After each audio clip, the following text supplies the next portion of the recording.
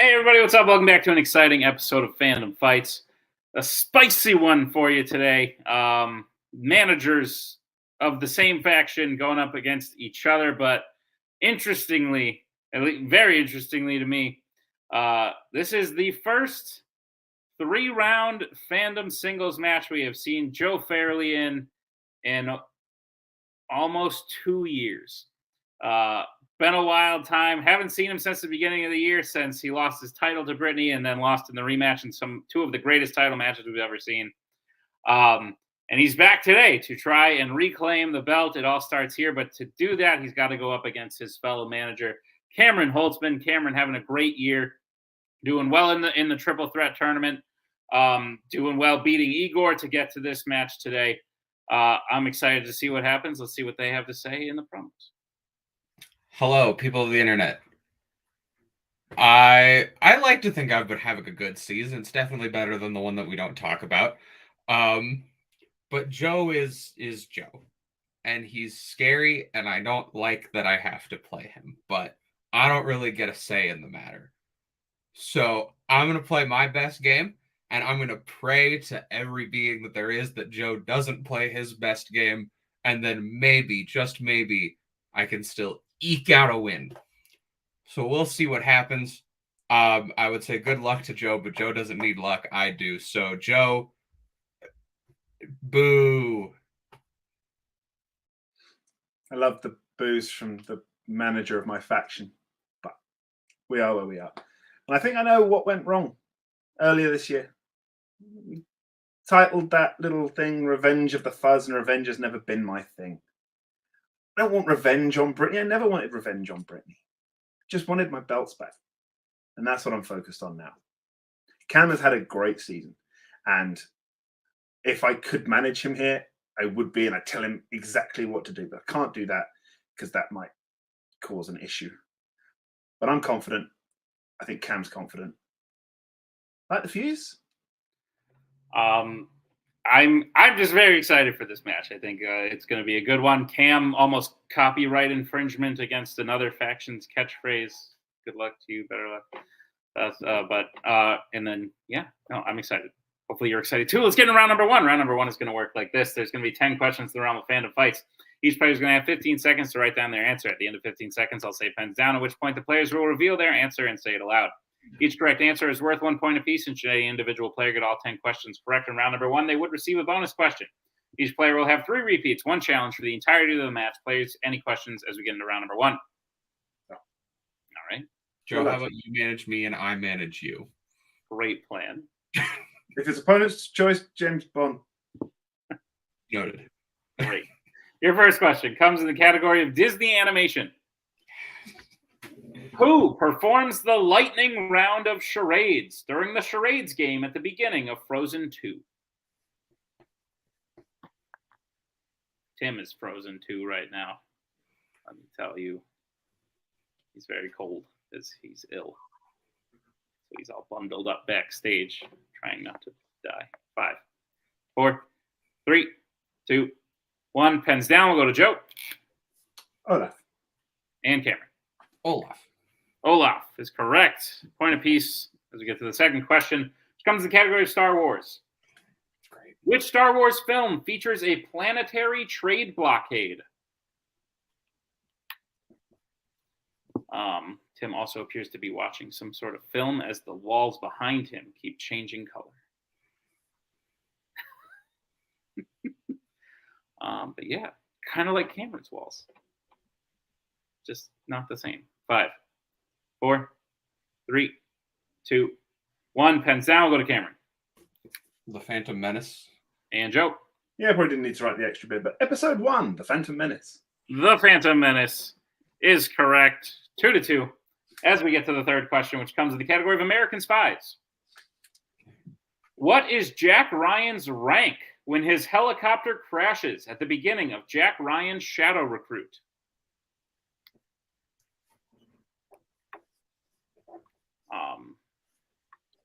I've recruited shadows before. One time it was really hot outside, and I said, "Tree, shade me."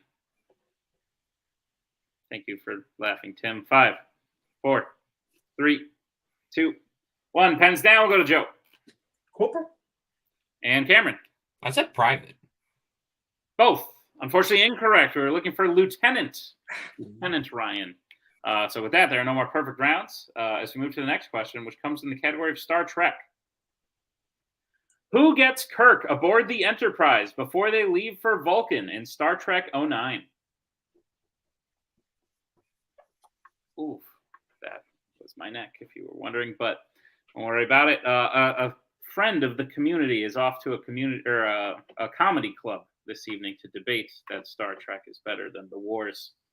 Good luck. Godspeed, Mike Shea. 5, 4, 3, 2, 1. Pens down. We'll go to Cameron. Bones. And Joe. I think they're on par, but Mike, we support you. Bones.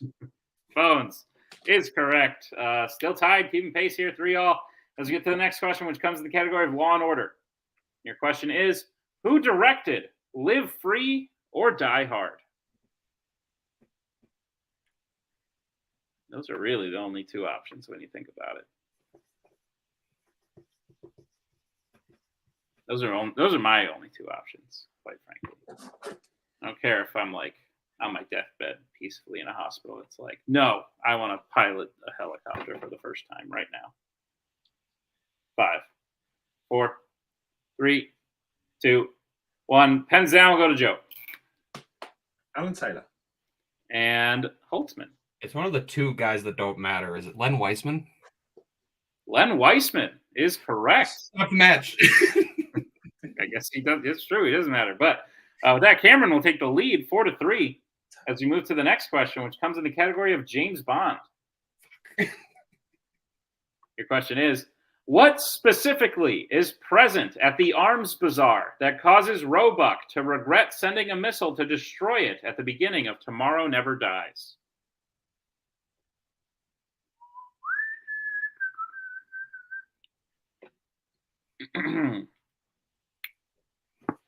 I don't have anything to hold water at the moment. And that's not a phrase, like can't hold your water, like no vessel. So I'm quite thirsty. And my voice is drying out.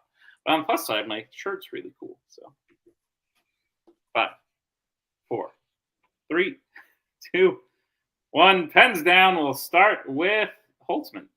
I've written Roebuck's wife. And Joe.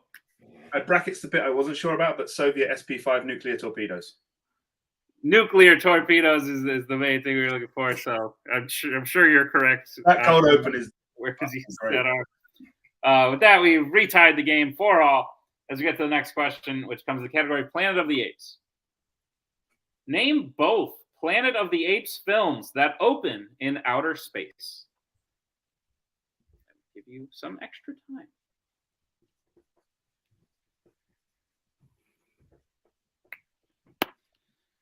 What will I do with this extra time? Some might be wondering. That was it. That's all I'm going to do. Giving a little extra time because all the names of the films in this category are quite long. I don't know if you know that. But now we'll get answers in 5, 4, 3, 2, 1. Pens down. We'll go to Joe. Planet of the Apes 68 and Planet of the Apes Burton. And Cameron. 2001's Planet of the Apes and 1968's Planet of the Apes. Both answers are correct. I cheated and just wrote the years down, so I didn't have to write out everything. But that's correct. I just wrote right there. twice. No, yeah, it would have been a deeper discussion. But anyway, 5-all is the score as we get to the next question, which comes in the category of Middle Earth. Who ultimately casts out Sauron from Dol Guldur at the beginning of Battle of the Five Armies?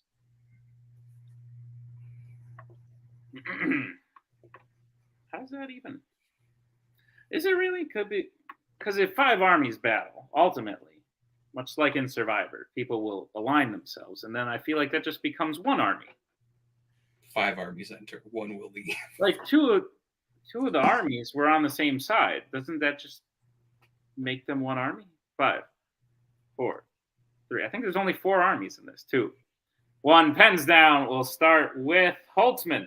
The dwarves wish they were the Black Widow Brigade. Galadriel? And Joe. Galadriel. Galadriel is correct. 6-all. As we move to the penultimate question, which comes in the category of DreamWorks animation. Your question is, who voices Alex's father Zuba in Madagascar? Escape to Africa. Escape to Africa. That's at least clever. That's like pre-naming things to, like something to, but or no, that's post that, but pre like just naming sequels random titles that don't really like, you know, like The Sum of All Fears or like Ryan Shadow. Those are sequels, but as opposed to like Spider-Man 2. 5, 4, 3, 2, 1. Pens down. We'll go to Joe. Bernie Mac. And Holtzmann. I put Cedric the Entertainer. Bernie Mac is the correct answer. Joe will gain the first lead of his first lead of the match, 7-6. As we move to the final question, which comes in the category of the MCU. Your question is, in Guardians of the Galaxy Volume 3, what does Mantis make the OrgoCorp guard believe so that he allows her and Drax to pass?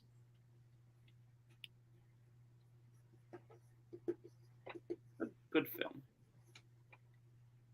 If it came out in like phase 3, I'd probably call it like a mid-tier MCU film, but it's like, so overall I would say it is mid-tier MCU, but like god level MCU for everything after Endgame. Yeah, No Way Home just with you, so maybe not god level, but like S level, and then No Way Home's up. Yeah. 5, 4, 3, 2. I don't know how those ranking things work. 5 or pens down. 5, 1. Pens down. We'll start with Goldsmith. My pen, I believe, is officially down. I said he is in love with Drax because I'm not totally. I don't remember it. I only saw it once. And Joe. He's in love with Drax. Yay! That is correct for a point apiece in the end of round number 1. Great match so far. Joe in the lead with 8 to Cameron's 7, but anything can happen as we get in round number 2. Here's how round number 2 is going to work. It is the wheel round. We have a wheel with 8 fandom categories on it, as well as spinners and opponent's choice. Each player will get a spin at the wheel. If they like what they spin the first time, they keep it. If not, they can choose to spin again, but they will be forced to keep what they spin the second time. You'll get 5 questions in the chosen category, each worth 2 points apiece, unless you'd like to check down to multiple choice, in which case it'll only be worth 1, and be on the lookout as stealing is available in round number 2. Your categories on the wheel today are James Bond, Marvel, Star Trek, fandom quotes, scores and soundtracks, Law & Order, DreamWorks, and YA. With that being said, Joe, you are in the lead. Would you like to spin first or defer to Mr. Holtzmann? Every player and every team I have managed this season, I have told them if they're in the lead to spin first. And why would I do anything ever different? Spin first, please. Sounds like So they let your client, me, spin first. Joe, this will be your first spin.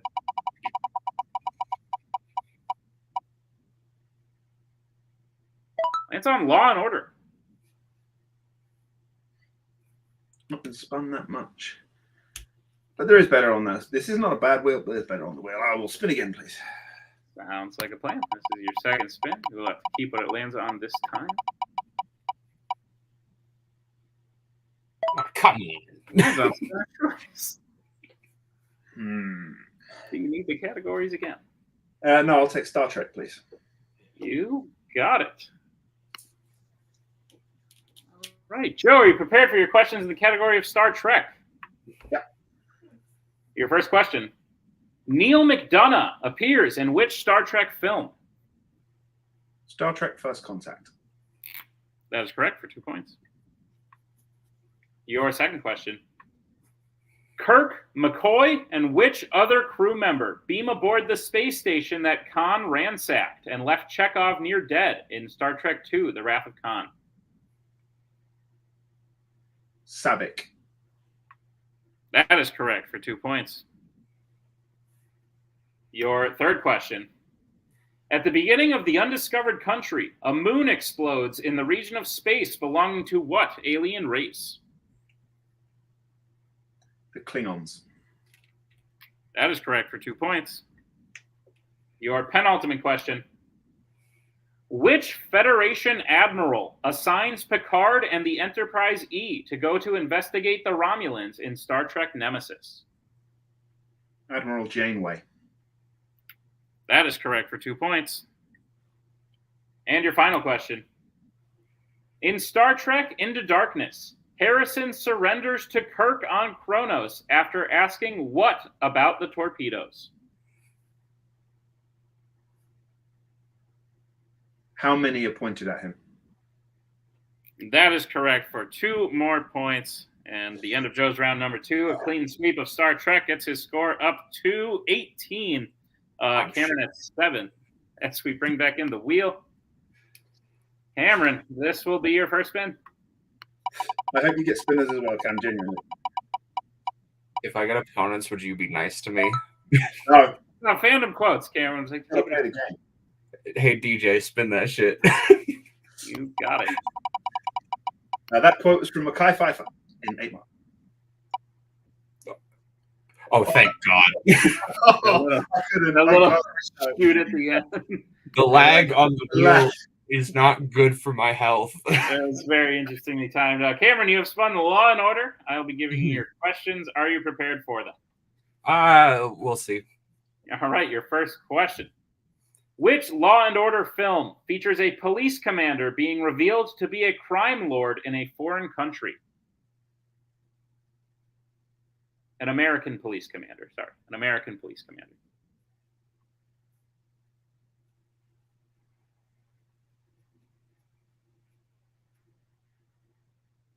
Rush Hour. That is correct for 2 points.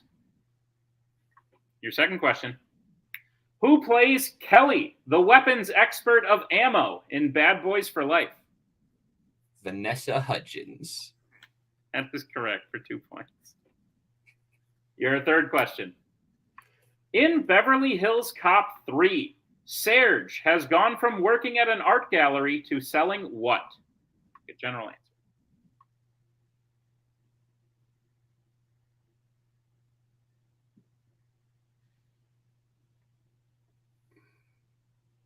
I'll go multiple choice.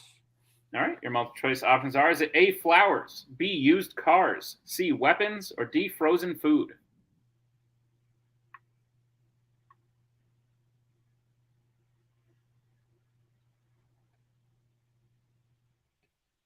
Used cars. That is incorrect. Joe, chance for the 1 point steal. Your options again are A, flowers, B, used cars, C, weapons, or D, frozen food.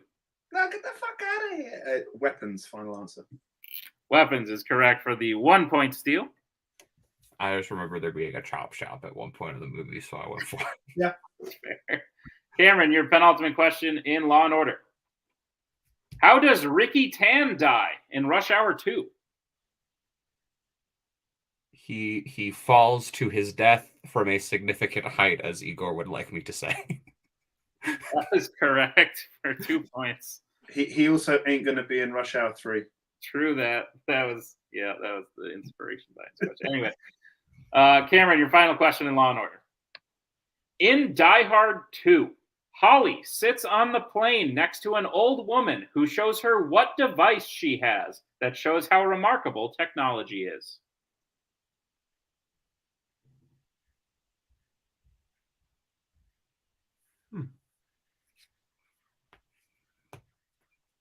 If I were an old woman, what would I find remarkable in the 1980s? Or- Multiple choice, please. Your multiple choice options are A, CD player, B, pager, C, taser, or D, laptop. Is it a taser? It is a taser. That is correct for 1 point. And the end of round number 2, Cameron gets his score up to 14 with the steal in there. Joe is up to 19. We got a 5-point game going into round number 3. Here's how round number 3 is going to work. It is the betting round. We have 5 more questions in the realm of fandom fights. Once players hit the category, they can bet anywhere between 0 and 2 points on the question. If they get the question correct, they will gain those points. If they get the question incorrect, they will lose those points. We will play until someone is mathematically eliminated or we have reached the end of the match. Players, any questions as we get into round number 3? No.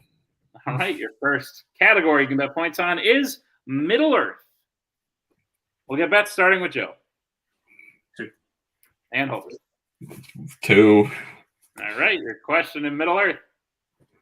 Who drags Frodo out of Moria after Gandalf's apparent death in the Fellowship of the Ring?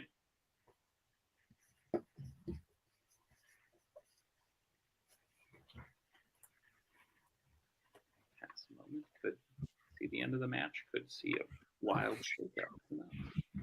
All things are in play. Answer is in. 5, 4, 3, 2, 1. Hands down. We'll start with Joe. Boromir. And Holtzman. I said the other guy. And your winner, Joe Farrelly. Boromir was the correct answer. The other guy was getting done shot at. But with that, Joe takes the victory in what was truthfully a very, very good match. Very, very close in round 1. Holtzman even had the lead at several points. And then, but Joe showed in round 2 that he is back. He really never left. The fact is, Holtzman was right. To beat Joe, you got to play a damn near perfect game. And Holtzman played a game that would beat most other people today, but just didn't happen for him today. We'll start by talking to our unfortunate second place finisher, Cameron Holtzman. Cameron, you knew you had a challenge in front of you today. I think you rose to the occasion. I think at the end of the day, you played a great match. Even if it ended early in round 3, I think that's because Joe swept his spinner's choice category, and you worked well through a new category that I don't know that it would necessarily fall in your natural strengths based on what I know about you. How are you feeling about the match? Are you proud of yourself? Yeah, I feel good. Like I was within 1 point of Joe out of round 1, which in itself is more than I could have hoped for a lot of this. And then round 2, Joe got spinner's choice. He took a thing that he has told me on numerous occasions, like he knows inside and out. And I got quotes on the first spin, spun again, got Law and Order, which like it's something that I watched them all, but it's very new. Haven't had the time to like rewatch all of them, let that sink in, like a lot of the older categories, like the things that I like because I liked them when I was a child and now I'm a grown-up child. But still, and then round 3, like Middle Earth is something that I like at least some of them. And knowing Joe, like I knew he was going to bet 2 and almost guaranteedly he was going to hit. So I could either sit there and bet 0 and let him end up with 7 points and 4 questions of a lead, or I could take the swing and hopefully keep it close. And I took the swing, and it really was me going, well, it's one of the 2 guys who is physically capable of lifting a small man. And I picked the wrong one. But either way, I feel like I've shown in this match and in the rest of the season that I am here to play.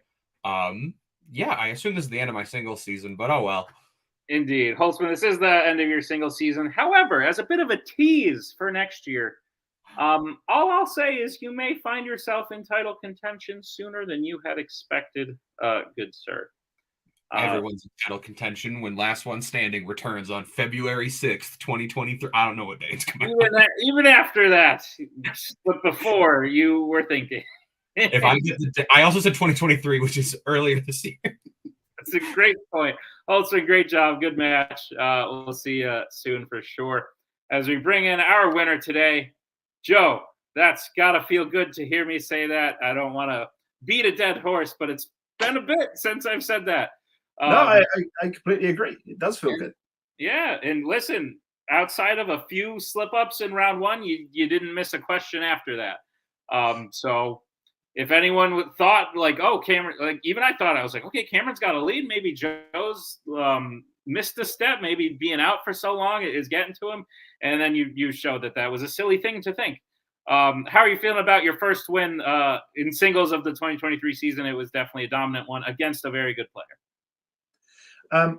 Well, I think as the de facto Rogue Nation Fandom manager, I don't like seeing Rogue Nation players losing Fandom matches, but I do also like seeing them winning. So this is sort of a catch-22 with that one. But the 2 questions I missed in round 1 were not categories when I was the champion. It was American Spies and Law and Order. So I know where I need to work, and it's typically the things that I haven't studied as much as the rest because they're new. coming into it, I did work a bit on Law and Order, but it was Beverly Hills Cop and Lethal Weapon, and 2 days ago it was Beverly Hills Cop 3. So I knew the surge and the weapons, the annihilate, all that stuff.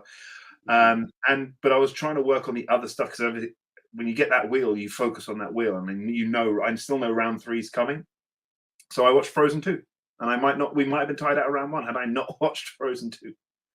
True that. Which was the first question. I was like, okay, I watched this week. This is great. So it does work out, and the wheel. The tactic was if it's opponents, there's Bond. I feel that's a better opponent's choice than Star Trek, the 2 things I put on. But Canada did have a great game. 7 in a round 1 is damn good, and it's a category that again it's not been studied as much because it's new. And then it's 50-50, and with the 2, you assume it's one of the men, not Legolas. And I just remembered that Boromir shouts for Aragorn because he's getting shot at, and so I was Boromir, like you said, shot at. Well, yeah, Joe, it looks to me like you haven't missed a beat. You are obviously in a title picture right now. There are lots of other people in this title picture, names that are familiar to you, names that are new to you. Murderer's Row, I think, is the term. That's a pretty good word for it because Cameron, someone who I think is capable of playing in a contender match, let alone like 3 matches out from a contender match, your next match will be against either Jacoby Bancroft or Amaru Moses. Rue obviously challenged for the title earlier this year. Jacoby's been gone, but has recently been on the uptick. Preference, thoughts? Go ahead. It's a tough one. I don't think I've ever played a match against Jacoby Bancroft in any sphere. Rue is a very good friend of mine. In other leagues, we were a team. We've been study partners. We've had other divisions done debates against each other, and it's always been back and forth. So it's tough to say. Do I have something, new that someone I've never played before, or does someone that I consider everyone in this division, in this league, a friend, but someone who I consider a very good friend to cheer on? It's tough. Either one is going to be tough either way. So I think some of the stuff that they would consider strengths, maybe I wouldn't put too high on my strengths list. They'd still be up, but not as high. For sure. Well, Joe, I think every match of this title picture is going to be the best of the best playing against each other. So I'm excited for it. We saw one here today. I'm excited to see your next one. Congratulations on the win. And we'll see you next time. And thank you. Thank you to Joe. Thank you to Cameron. Thank you to all of you for checking out this match. Thank you to Tim for editing this one.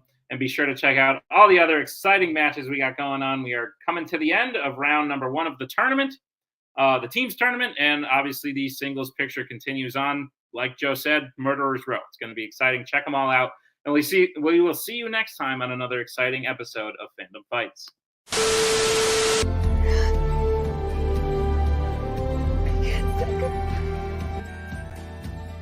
And again, that's the hero gig.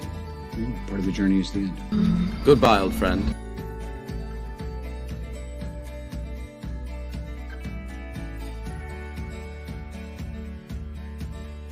Kitty has to go.